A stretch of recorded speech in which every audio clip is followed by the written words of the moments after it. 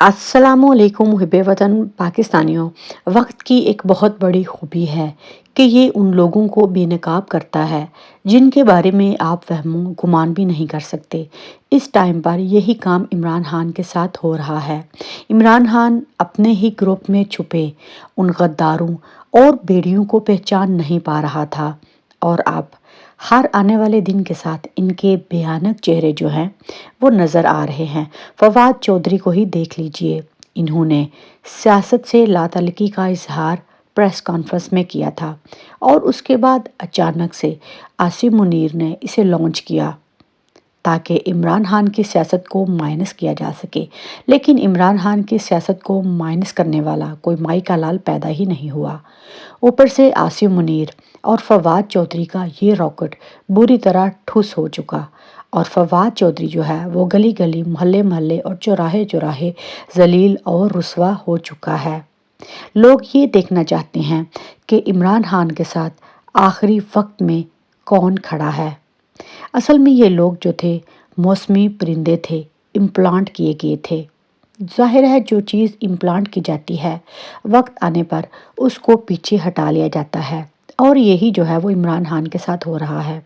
आखिरकार इमरान खान ने बहुत बड़ा कदम जो है वो चेयरमैन नैब के हवाले से भी उठा लिया है, और 15 अरब रुपए का हर्जाना जो है वो उनको सेंड कर दिया है। इसके अलावा सुप्रीम जुडिशल काउंसिल में भी जाने का ऐलान कर दिया है।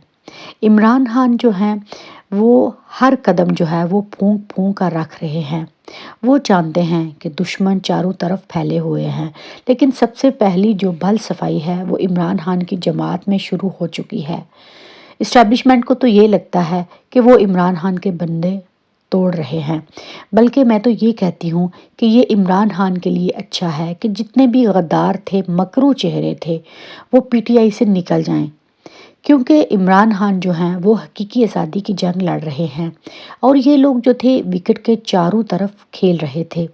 मैंने आपको पहले भी कहा था कि परवेज़ हटक जो है ये आखिरी वक्त पर इमरान खान को छोड़ेगा, क्योंकि पहले आसिम मुनीर ने फवाद चौधरी को लॉन्च किया ताकि चीज़ों को सेटल डाउन किया जा सके, और उसका रॉकेट जो है वो बुरी तरह फ्लॉप हुआ। क्योंकि शाह महमूद कुरैशी को जब इमरान खान ही इतना बड़ा ओहदा जो है वो पेश कर चुके हैं, तो उसको इस गद्दार के साथ मिलने की क्या ज़रूरत थी। और दूसरी तरफ मैंने आपको बताया था कि ये परवेज़ हटक जो है ये भी रॉन्ग नंबर है, ये फ़ौज का बंदा है। एक दिन आएगा ये इमरान की पीठ में छुरा घोंपेगा, तो आज देखिए वही हुआ।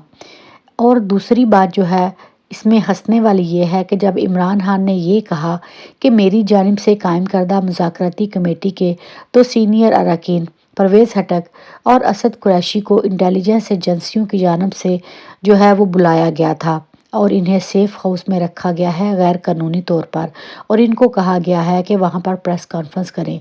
तो आप देख लीजिए, इमरान खान ने यहाँ से बयान दिया, हकीकत बताई, और वहाँ से जो है वो प्रेस कॉन्फ्रेंस हुई।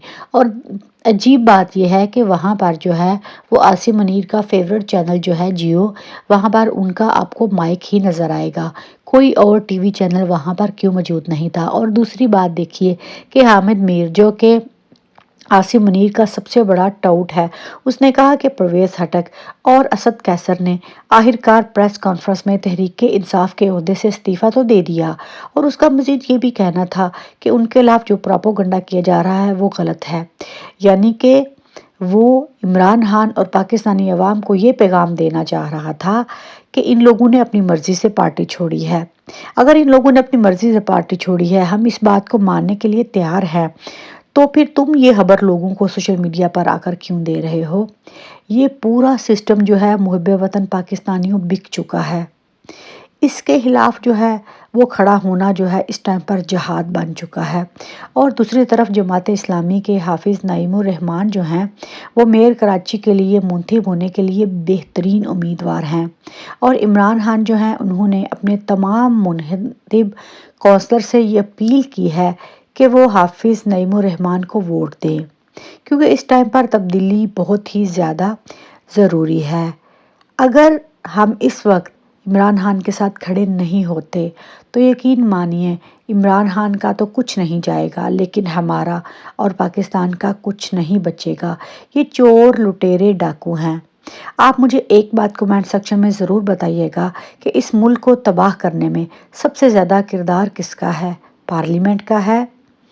جسٹس عمر عطا بندیال ہے جس نے رات 12 بجے جو ہے وہ عدالتیں کھولی تھی، یا اس ملک کا میڈیا ہے، یا سیاستدان ہیں، یا پی ڈی ایم ہے؟ آپ کی رائے کیا کہتی ہے؟ کیونکہ اس ٹائم پر صرف غریب پس رہا ہے۔